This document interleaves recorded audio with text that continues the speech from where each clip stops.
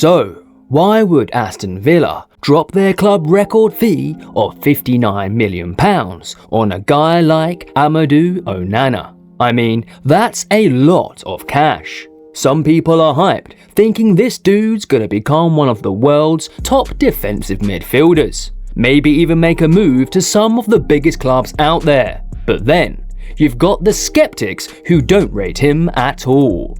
So, what's the big deal? Is he the next big thing or just another player lost in the hype? Let's find out who this guy really is, where he came from, and why he might just become the best midfielder in the next few years. Alright, so imagine this, a player who gets dropped by a team that's flirting with relegation in spring and then gets sold for nearly a club record fee by summer. Sounds pretty wild, right? Well, that's exactly what happened with Amadou Onana. Everton, who had him sitting behind James Garner in the pecking order just a few months ago, cashed in around £50 million for him. So, why does his value suddenly shoot up? Amadou Onana's journey to the top is anything but ordinary. At Anderlecht, one of Belgium's top clubs. From there, he bounced around a few other Belgian teams, getting those early kicks in and learning the ropes. He made his first real break in senior football with Hoffenheim, second team in Germany. Not exactly the Bundesliga spotlight, but hey, you've got to start somewhere. After some solid performances there, he stepped up to Hamburg SV in Germany's second division. This is where Onana started to make some noise. But the real turning point came when he moved to Lille. He wasn't always in the starting lineup. He made just 13 starts across League One and the Champions League. But he was regularly coming off the bench, learning from every game and showing glimpses of his potential. If you're an English fan, you might already have Onana on your radar, especially if you watched Lille's Champions League clash against Chelsea. This game went toe-to-toe with none other than N'Golo Kante, and he held his own pretty well. The young midfielder managed to keep Kante quiet for most of the tie, pulling off some sharp tackles and showing he wasn't afraid to mix it up with one of the best. Sure, Lille ended up losing 4-1 on aggregate over the two legs, but Onana's performance caught the eye. Then came the big move to Everton, where he picked the number 8 shirt in honour of his idol, Kobe Bryant. Let's talk numbers, because they don't lie. In the 2023-24 season, Onana was a defensive powerhouse for Everton. Among his teammates, he ranked second for combined tackles and interceptions, with nearly 4 per 90 minutes. He also had around 6.9 recoveries per game, putting him third in the squad. This guy was everywhere, breaking up attacks and winning the ball back like it was his job, which, to be fair, it was.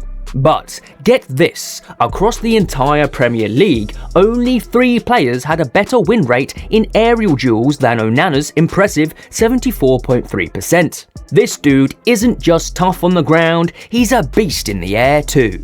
Now, some folks might think of Onana as just a defensive workhorse, but that's selling him way short. Even with limited chances, Onana managed to rank second at Everton for progressive passes and through balls, and he was first for passes into the final third. Okay, his numbers might not stack up to the league's best, but it shows he's got that creative edge. With more freedom and the right setup, like what he may find at Villa under Emery, we could see this guy's full potential unleashed. On paper, Onana looked like the perfect fit for Sean Dyche's style.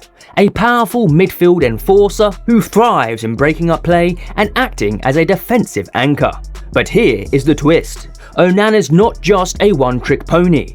The guy's got some serious ball-carrying skills and a kind of flexibility in possession that screams for a more attacking-minded manager. Enter Unai Emery and Aston Villa, a match made in football heaven. Villa wants to play quick, transition-based football with shorter passes and pre-planned moves. That's exactly where Onana's style shines. His all-action approach, his ability to read the game, and his knack for carrying the ball forward fit perfectly into this new high-level setup. So, it's a win-win. Onana gets the perfect environment to develop, and Villa gets a player who can elevate their midfield game to new heights. But here's the thing about Onana. He's more than just a destroyer who sits back and waits. The guy's got the ability to drive forward with the ball, even if, after his stint at Everton, he still has a bit of a safety-first mindset with those sideways passes. Maybe he just didn't fully trust himself to cut through defences, but the potential is definitely there. Just look at his performance for Belgium at the UEFA Euro 2024 for proof. Onana played every single minute of Belgium's 4 matches and was crucial in their play. He ranked second in the squad for passes completed and third for touches and ball carries. Compare that to his Everton stats and you can see a clear difference. It shows how much the tactics of the team can shape a player's style. With the right coaching and time, there's every chance we'll see Onana evolve into a midfielder who can do it all. Dribble, carry the ball forward, make the right passes and still keep his defensive edge. A recent glimpse of this came in Belgium's 1-0 defeat to France in the last 16, where Onana was quietly excellent.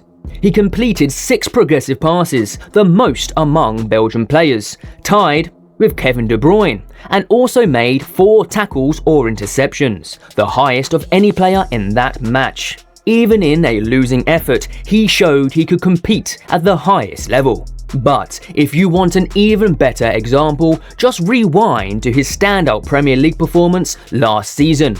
Everton's 0-0 draw with Villa in January. That match might have been the one that caught Unai Emery's eye. Onana led Everton in ball carries, passes into the final third and tackles. He was the engine room, doing a bit of everything and proving he's not just about defence, but also about driving the team forward. So, with the right environment and a manager like Emery who understands his strengths, don't be surprised if Onana transforms into a midfielder who does it all, breaking up play, moving the ball forward and taking control of games. The guy's got the skills to be a beast in the midfield, and under the right coach, he could blow up big time. But what do you think? Future star or just hype? Let me know in the comments and smash that like button. Hit subscribe for more and I'll catch you next time.